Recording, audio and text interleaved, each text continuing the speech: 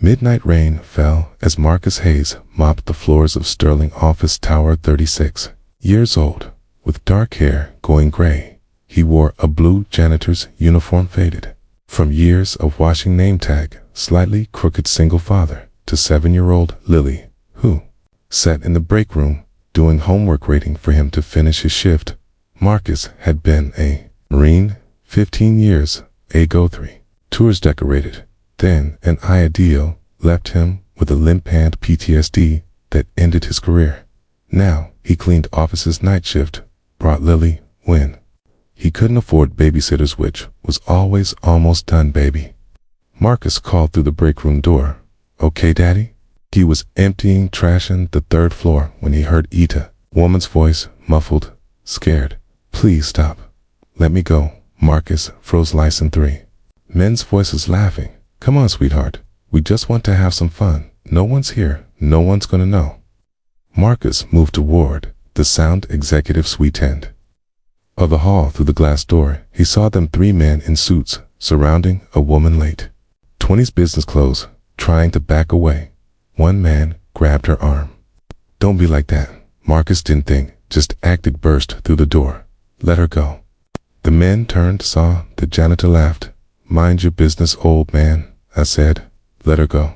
One of the men, bigger than the others, stepped forward. Or, what, you gonna stop us? Yes, the big man swung. Marcus dodged years of training muscle, memoried, despite the limp he blocked counter. One punch. The big man went down. The second man charged Marcus, swept his legs. Fell hard. The third man, smarter, pulled out a phone. I'm calling security. Good. Marcus said. Call them. Called the police. These men were assaulting this woman. The woman, who had been frozen, spoke. Thank you. Her voice shaking. Are you okay? Yes. Because of you. Police arrived. Security. The 3 men tried to lie. He attacked us. We're just talking to her. He's crazy. But security footage showed everything. The men arrested us. All attempted rape. The woman gave her statement, then approached Marcus. Thank you. I don't know how to what would have happened if you hadn't. You're safe now. That's what matters. What's your name? Marcus Hayes.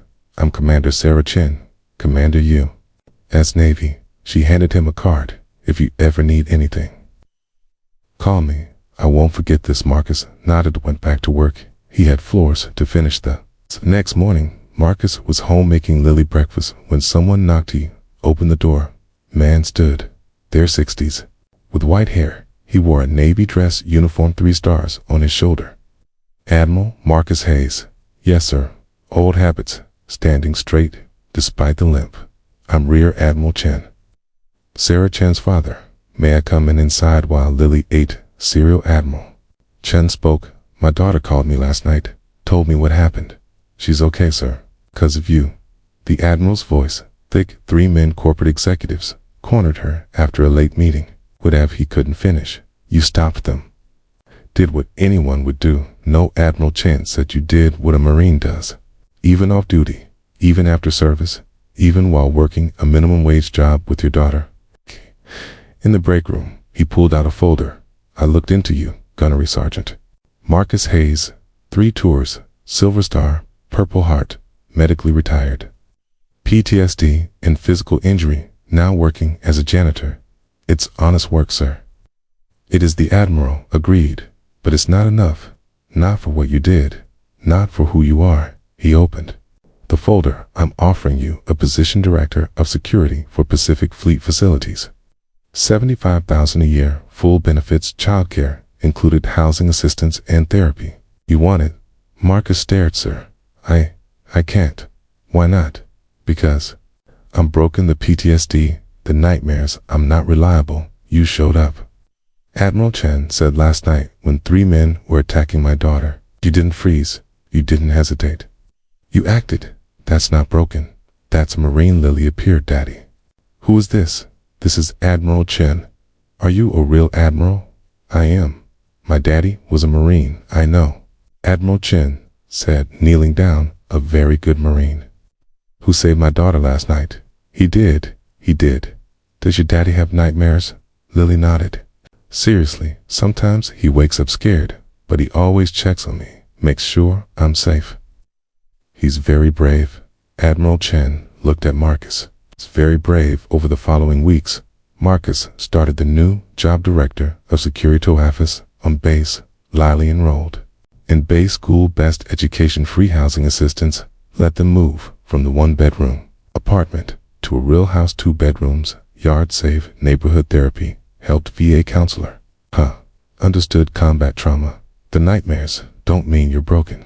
They mean you survived. There's a difference. 6 months after that night, Admiral Chen invited Marcus to dinner. My daughter wants to thank you properly at the Admiral's house. Beautiful, warm family. Photos everywhere. Sarah was their commander. Chen, she looked different than that night, stronger, confident. Thank you for coming. Of course, over dinner, they talked to Sarah about her career in naval intelligence. 15 years. What happened that night, Sarah said, wasn't the first time. Men in power thinking they can take what they want, but it was the first time someone stopped them. Most people walk away, pretend not to see you. Didn't I? Couldn't? Why not? Because Marcus said, I have a daughter, and someday she'll be your age, and I hope if something like that happens, someone will stop it. So I had to be that someone for you. Sarah started crying. The police told me those men had done this before, multiple women at their company, but no one reported it. Too scared.